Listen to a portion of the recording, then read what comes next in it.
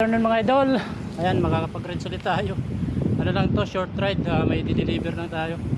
Mamaya papakita ko yung laman ng belt bag natin, kung ano yung laman. Tingnan nyo, makapal yung laman malalaman nyo mamaya mga idol.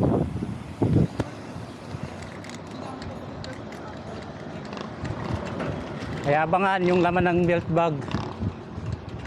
Let's go.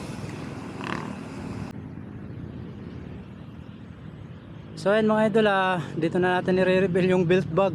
Sa mga nakahula, congrats kung sino nakahula.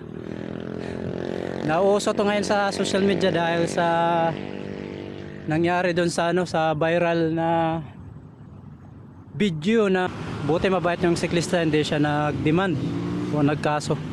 So yun mga idol, ito pakita ko sa inyo. Ito yung laman ng belt bag natin. Una natin bubuksan ay yung sa unahan, ito. Alam nyo to kung ano idol. Kung nakahula, ano to, kung make up. Huwag nyong isipin na bakla tayo Ayan, katuwaan lang to mga idol. Ayan, yung baon ko sa sa belt bag. Ayan, water shine lip color. Pangalawang hula, foundation. Ano to? Salamin. Salamin mga idol, oras na nagpapahinga tayo, pwede tayo manalamin.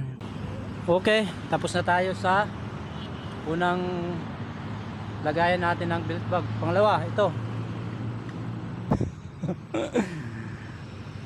So mga idol, bakit may gunting? Itong gunting ginagamit natin to sa saan? Pagtanggal ng balbas para maganda tingnan tayo sa rides. Yan. Ayan, bagong ahit niya tayo. Bag. Ayan, sa mga nakahula, congrats. Oh, mayroon pa pala. Pinaka-importante sa lahat, ang suklay. Siyempre, katapos natin magpahinga natin, kakain tayo. Siyempre, magpapugi tayo. Huwag nyo kakalimutan to. Magdala ng suklay. Isa yan sa mga importante. So yun mga idol, yung laman ng belt bag natin. Congrats sa mga nanalo.